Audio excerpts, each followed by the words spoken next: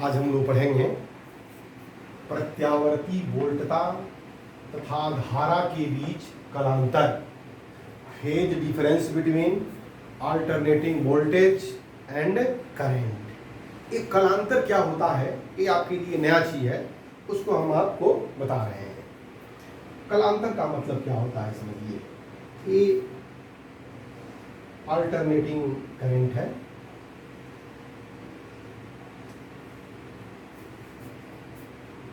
Zero है, और यहाँ पर है V0 और यहाँ पर है माइनस V0।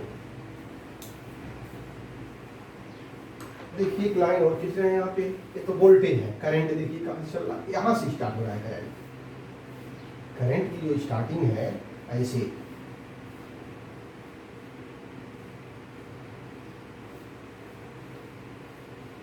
करंट ऐसे चल रहा है।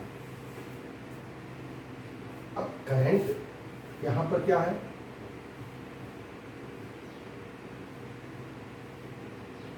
I0, इसे करंट जा रहा है इसे। अब देखिए जब V0 है, V की वैल्यू 0 से स्टार्ट है और I की वैल्यू कुछ पॉजिटिव पॉइंट से स्टार्ट है। अगर इसको ऐसे, इसका टॉप पॉइंट, इसके टॉप पॉइंट को ऐसे नीचे लाया जाए और इसके टॉप पॉइंट को ऐसे लाया जाए, इन दोनों के बीच में कुछ गैप है, इसको बोलते हैं फाई, इसको बोलते हैं फेज डिफरेंस। ये 0 से स्टार्ट हो रहा है, आई कहाँ से स्टार्ट हो रहा है, यहाँ से स्टार्ट हो रहा है, यानी फाई का अंतर है दोनों के बीच में। फाई का मतलब होता है कलांतर, फेज डिफरेंस। फाई का मतलब है कलांतर, फेज डिफरेंस क्या होता है देखिए। अगर हम लिखते हैं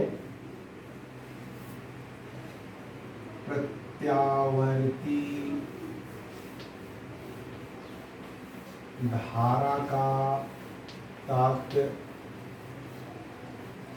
क्षणिक मान I equal to I0 sine omega T, प्रत्यावर्ती वोल्टेज का तात्क्षणिक मान V equal to V0 sine omega T.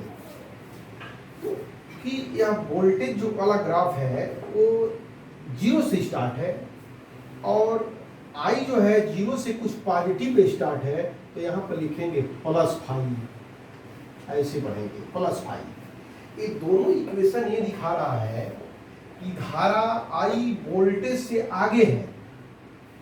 कितना आगे है, फाई आगे है। इन दोनों का जो गुणांक होता है इसको बोलते हैं कला, ये बोलते हैं कला, और ये भी है कला। दोनों के कला में अंतर को बोलते हैं कलांतर। तो दोनों में कितने का अंतर है, फाई का अंतर है, ये फाई कहलाता है कलांतर। कलांतर ये बताता है, फेज डिफरेंस यह बताता है कौन आगे है और कौन पीछे है। तो यहाँ पर करंट आगे है और वोल्टेज पीछे है, तो इसको लिखने का तरीका देखिए क्या होता है, कैसे हम लोग लिखेंगे। आगे लिखेंगे यहाँ पर धारा I वोल्टेज V से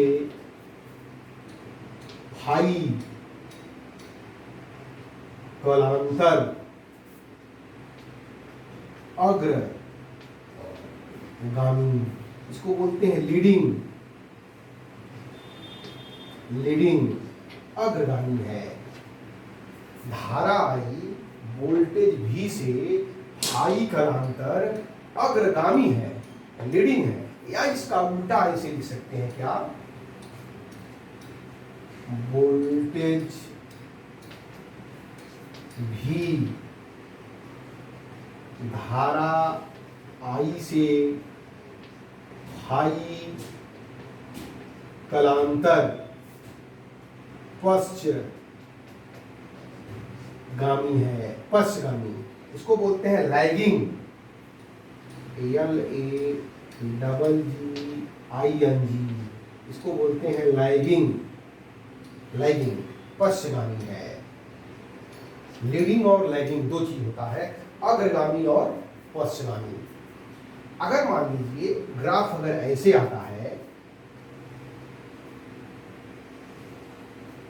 ये वोल्टेज है और अगर करंट यहां से स्टार्ट हो,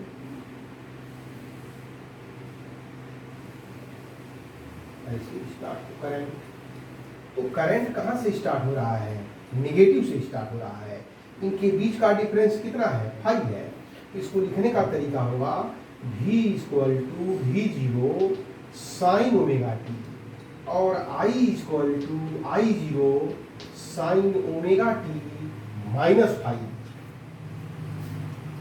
I = I0 sin omega t -5। या इसको लिखने का तरीका यह भी हो सकता है, ऐसा नहीं कि यही लिखेंगे, लिख सकते हैं V = V0 sin omega t +5 और I = I0 sin omega t। यहाँ पर वोल्टेज आगे है, धारा पीछे है। यहाँ धारा आगे है, वोल्टेज पीछे है। जो आगे होता है उसको बोलते हैं अग्रगामी, लीडिंग, और जो पीछे होता है उसको बोलते हैं पश्चगामी, उसको लैगिंग बोलते हैं।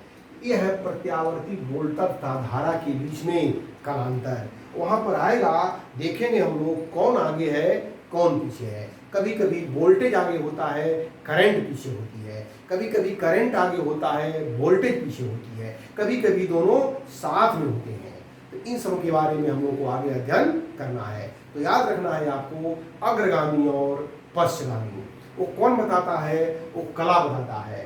अब जो है हमने कहा कि इसको दो तरह से लिख सकते हैं, इसको भी चाहे तो दो तरह से लिख सकते हैं। अगर हम चाहें वोल्टेज को लिखना तो वोल्टेज को लिख सकते हैं V = V0 sin omega t -5। इसको लिखेंगे I = I0 sin omega t। यह फाई पीछे है और यह फाई आगे है। फाई का मतलब कलांतर, कलांतर का मतलब दो कला में अंतर, वोल्टेज और धारा के बीच की कला में अंतर को कलांतर कहते हैं। ये क्या कहलाता है? आगे पूर्णांक की कला कहलाता है, ये कला कहलाता है। और दोनों की कला में जो अंतर होता है उसे कलांतर कहते हैं। कलांतर यह दिखाता है कि कौन आगे है और कौन पीछे है। कौन का मतलब वोल्टेज या करंट। परिपथ, विभिन्न प्रकार के प्रत्यावर्ती परिपथ का मतलब यह है, जो सर्किट होता है उसमें या तो रेजिस्टेंस लगा होता है, या तो उसमें कैपेसिटेंस लगा होता है, या तो उसमें इंडक्टेंस लगा होता है। मतलब या तो प्रतिरोध होगा, या तो संधारित्र होगा, या तो क्या होगा उसमें प्रेरकत्व होगा। तीनों के बारे में हम आपको बता चुके हैं। इसका सिंबल होता है, इसको बोलते हैं रेजिस्टेंस, प्रतिरोध R। इसको बोलते हैं संधारित्र, कैपेसिटेंस C। इसको बोलते हैं इंडक्टेंस, इसको बोलते हैं प्रेरकत्व L। इन्हीं में से कोई लगा होता है। तो विभिन्न प्रकार के प्रत्यावर्ती परिपथ, जब R लगा होगा तो कैसा होगा, जब C लगा होगा तो कैसा होगा, जब L लगा होगा तो कैसा होगा, किस तरह से बिहेव करेगा, कौन सा करंट प्रत्यावर्ती परिपथ में। इसलिए इसके इंड पर हमें डीसी नहीं क्या लगाना है, एसी करंट लगाना है। एसी करंट लगाएंगे तो क्या क्या होगा। तो शुरू करते हैं नंबर 1। जब प्रत्यावर्ती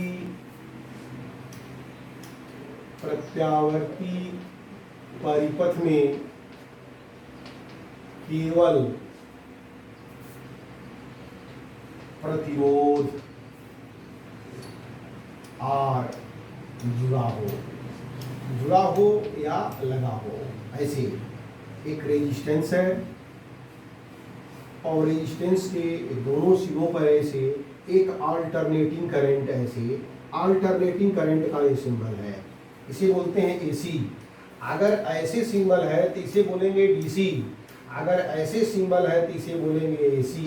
ये आईएसी है और ये क्या है, डीसी है। तो हम एसी करंट पर हैं, एसी है। इस मेंस पर जो हम मेंस को जो वोल्टेज देंगे उसको हम लोग लिखेंगे V equal to V0 sine omega T. V equal to V0 sine omega T. जब वोल्टेज देंगे तो इसके अंदर क्या जाएगा, करंट जाएगा, करंट। इसका रेजिस्टेंस कितना है, R है। रेजिस्टेंस कितना है, R है। तो क्या होगा, देखिए इसमें लिख देते हैं, जब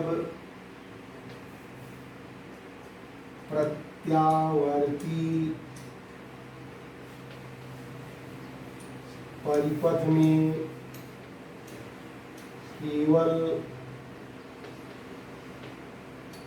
प्रतिरोध लगा हो तो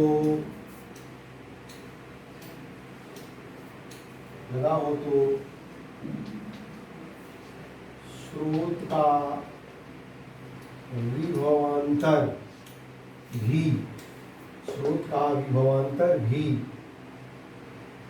तथा परिपथ में बहने वाली धारा आई दोनों समान कला में होते हैं।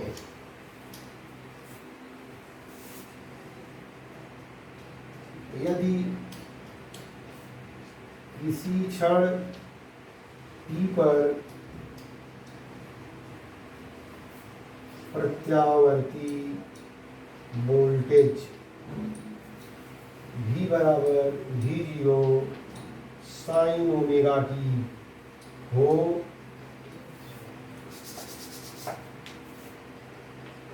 तो परिपथ में बहने वाली धारा I equal to V by R, क्योंकि इसका रेजिस्टेंस क्या है, R है, और V की वैल्यू है V0 sine omega T by R. अब V0 बाई आर को लिखेंगे I0 साइन ओमेगा टी, और यहाँ से I0 इक्वल टू हो जाएगा V0 बाई आर। यहाँ से देख रहे हैं I0 की वैल्यू जो है, I0 की वैल्यू V0 से क्या है, कम है। V0 में R का क्या करना है, डिवाइडेशन करना है। करंट कम है, करंट क्या है, कम है, और वोल्टेज क्या है, ज़्यादा है। और R का काम क्या है, R करंट का क्या करता है, अपोज करता है। तो जिस साइन ओमेगा टी और साइन ओमेगा टी, दोनों ओमेगा टी दोनों का कला समान है, तो दोनों के बीच का कलांतर भी क्या होगा, समान होगा। यानी कह सकते हैं कि परिपथ में जब केवल प्रतिरोध जुड़ा होता है तो उसमें एसी करंट बहे और चाहे डीसी करंट बहे, दोनों में कोई अंतर नहीं होता है। दोनों में करंट का अपोज होता है, लेकिन दोनों के कला में कोई अंतर नहीं होता है। चाहे वोल्टेज हो और चाहे क्या हो, धारा हो, चाहे इसमें एसी करंट को फ्लो किया जाए और चाहे डीसी करंट को फ्लो किया जाए, दोनों में जो है समान, कोई भिन्नता नहीं होगी, कोई अंतर नहीं होगा। अब इसमें देखिए, ऐसे इसका फेजर डायग्राम अगर बनाया जाए, ऐसे ग्राफ अगर बनाया जाए, ग्राफ I और V में, तो ये हमारा V है, ऐसे V, इसको बोलेंगे V0 और इसको बोलेंगे माइनस V0, और I जो होगा, I उससे छोटा है तो ऐसे कर देना है, ये ऐसे चलेगा, समान कला में है दोनों। ये कहलाएगा यहाँ पर I0 और ये कहलाएगा यहाँ पर माइनस I0। ये दोनों समान, इसको बोलेंगे दोनों समान कला में है। दोनों एक साथ मैक्सिमम होते हैं, दोनों एक बार मिनिमम होते हैं, दोनों एक बार नेगेटिव में मैक्सिमम होते हैं, फिर दोनों एक बार जीरो हो जाते हैं।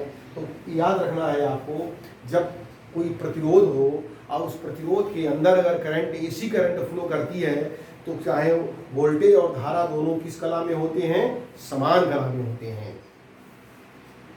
और इसका जो फेजर डायग्राम होता है, ऐसे ऐसे दिखा सकते हैं फेजर डायग्राम। अगर किसी क्षण किसी पॉइंट पर दिखाना हो, इस दिशा में दिखाना हो, तो यहाँ पर E0 होगा और यहाँ पर V0 होगा। कुछ क्षण के बाद दिखाना हो अगर ऐसे, तो यहाँ पर फिर से क्या हो जाएगा, I0 होगा, यहाँ पर V0 होगा। ये इसकी इंस्टेंटेनियस वैल्यू होगी, ये कहलाएगी इसकी इंस्टेंटेनियस वैल्यू कहलाती है।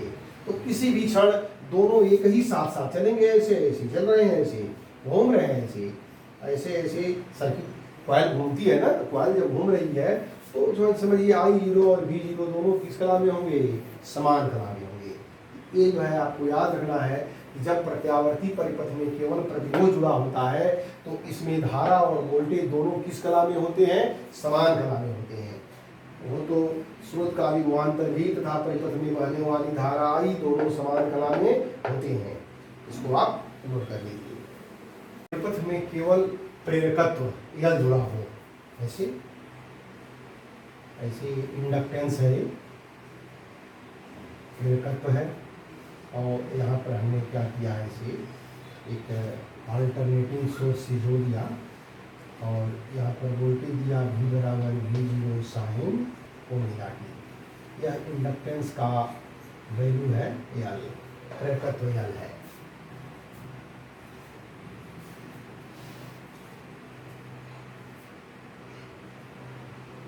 जब प्रेरकत्व L के सिरे को प्रत्यावर्ती स्रोत से जोड़ते हैं तो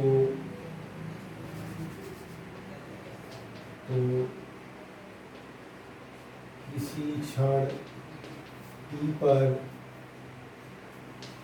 प्रेरकत्व की सिरे का प्रत्यावर्ती वोल्टता V बराबर V0 साइन ओमेगा टी। जब जोड़ देंगे L के सिरे पर तो किसी क्षण t पर इसके सिरे का जो है वोल्टता होगा V बराबर V0 साइन ओमेगा टी। आपको मालूम है कि फैराडे रूल कहता है जब करंट इसमें पास करेगी तो इसके फ्लक्स में क्या होगा, परिवर्तन होगा। वोल्टेज क्या है, ये आपको बताया गया है कि यह 1 सेकंड में 100 बार मैक्सिमम होता है और 100 बार मिनिमम होता है। तो 100 बार मैक्सिमम और 100 बार मिनिमम होने का मतलब इसके अंदर क्या होगा, एक विद्युत वाहक बल उत्पन्न होगा, फ्लक्स में परिवर्तन होगा और विद्युत वाहक बल उत्पन्न होगा। तो लिख सकते हैं फैराडे के नियम से प्रेरकत्व, फैराडे के नियम से प्रेरकत्व में उत्पन्न विद्युत वाहक बल E is equal to, formula है -L dI/dt, या इसको लिख सकते हैं E की जगह पर क्या लिखते हैं हम लोग, V लिखते हैं। तो क्या लिख सकते हैं इसको, अब E equal to -L dI/dt, या हमारा जो वोल्टेज, ये भी तो वोल्टेज है, हमारा जो वोल्टेज लगा हुआ है V, इसका ये अपोज करता है। जैसे यह वोल्टेज V लगा हुआ है और इसका अपोज कौन कर रहा है, -L dI/dt अपोज करता है। तो आखिर ये वोल्टेज अंदर जाएगा कैसे, जब इसके क्या हो जाए, बराबर या इससे अधिक हो जाए, बराबर या इससे निगेटिव से क्या हो जाए, इतना पॉजिटिव हो जाए। तो लिख सकते हैं या V equal to L dI/dt। V equal to L dI/dt क्यों लिखा, इसलिए लिखा यह E क्या है, उत्पन्न प्रेरित विद्युत वाहक बल है। यह बल, यह वोल्टेज किसका अपोज करता है, इस V का अपोज करता है। जब यह पॉजिटिव हो जाएगा, यह इसके बराबर हो जाएगा, तो फिर वोल्टेज का जाना शुरू हो जाएगा। तो V equal to L dI/dt, इसको आप लिख सकते हैं ऐसे, v बराबर क्या लिखेंगे, v equal to V zero sine omega T, या लिख दीजिए पहले v dt equal to L D I, v dt equal to L D I, या इसको लिख सकते हैं ऐसे D I equal to V by L D T, और v बराबर V zero sine omega T, v बराबर V zero sine omega T by L D T, या इसको इंटीग्रेट कर दिया जाए अगर, integrating both side, D I is equal to V zero sine omega T by L, और यहाँ हो जाएगा डी टी। इसमें बाहर है वी जीरो पीक वैल्यू है, एल भी कांस्टेंट है, integral sine omega T D T, या हो जाएगा I is equal to D I का इंटीग्रल आई, और या वी जीरो बाई एल, और साइन ओमेगा टी का होता है minus cos omega T by omega, तो यह हो जाएगा minus we zero by omega L, और कास को, कास जो है इसको लिख सकते हैं sine pi by two minus omega T, cos को लिख सकते हैं sine pi by two minus omega T. अब माइनस को जब अंदर मल्टीप्लाई करेंगे तब देखिए फार्मूला आ गया, I equal to V zero by omega L sine omega T minus pi by two. इस निगेटिव को अगर अंदर ले आए, sine of minus theta negative अंदर जाएगा तो ओमेगा टी पॉजिटिव हो जाएगा, पाई बाई टू निगेटिव हो जाएगा। I equal to V zero by omega L sine omega T minus pi by two, या इसको लिख सकते हैं I equal to Y zero sine omega T minus pi by two, जहाँ आई जीरो बराबर V zero by omega L. इसको अभी बाद में देखते हैं, पहले इसको देख लेते हैं। I equal to I zero sine omega T minus pi by two, और वोल्टेज दिया था हमने v बराबर V zero sine omega T, यानी यह आई जीरो क्या हो गया, लैगिंग हो गया है, पक्षगामी हो गया, किससे, वोल्टेज से। तो लिख सकते हैं कि प्रत्यावर्ती परिपथ में बहने वाली धारा आई वोल्टेज से कला में पाई बाई टू पक्षगामी है, पक्षगामी मतलब लैगिंग है, या कह सकते हैं कि प्रकृत के सिरे का विभवांतर भी परिपथ में बहने वाली धारा आई से कला में पाई बाई टू अग्रगामी है। अग्रगामी का मतलब लीडिंग है। बराबर V zero sine omega T, I बराबर I zero sine omega T minus pi by two, अर्थात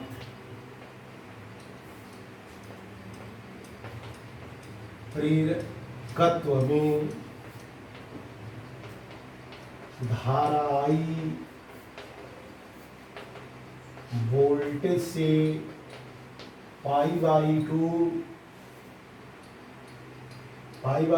पक्षगामी, लैगिंग,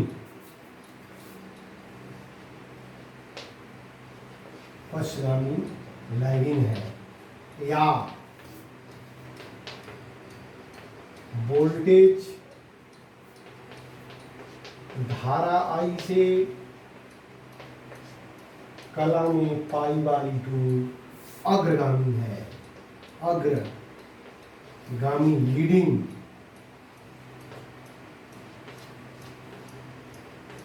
है। तो याद रखना है कि जब कोई प्रेरकत्व होता है, इंडक्टेंस होता है, तो इंडक्टेंस में धारा पीछे चलती है और वोल्टेज आगे चलता है। इसका ग्राफ कैसे बनेगा, इसको बना लीजिए। ग्राफ कैसे बनाएंगे,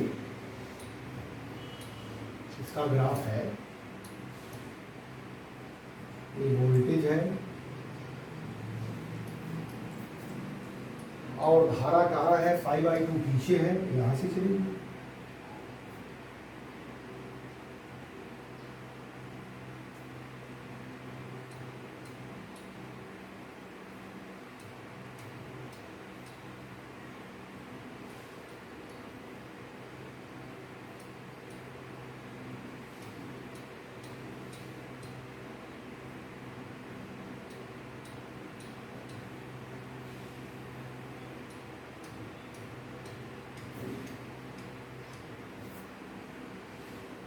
मैक्सिमम है तो मिनिमम होगा, जहाँ मिनिमम है वहाँ मैक्सिमम होगा, और जहाँ मैक्सिमम है वहाँ पे मिनिमम है, ऐसे दिखाएंगे। और फिर यहाँ पे क्या होगा, ये मैक्सिमम होगा, इस तरह से दिखाएंगे इसको।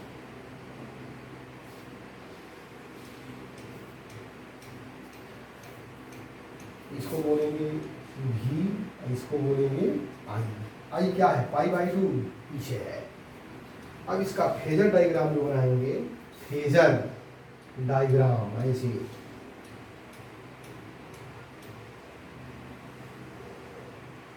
अगर यहाँ पर वोल्टेज V है तो इधर क्या होगा, I, π/2 है, π/2 आगे आगे कौन है, वोल्टेज है, ये घूमता है ऐसे।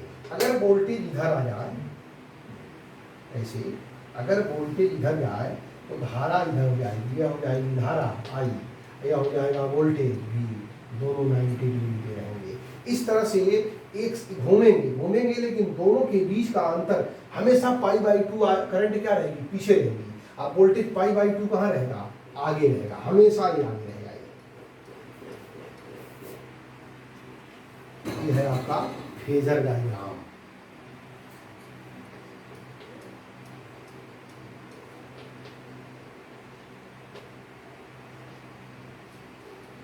ससमंजक ग्राफ बोलते हैं, फेजर डायग्राम बोलते हैं इसको।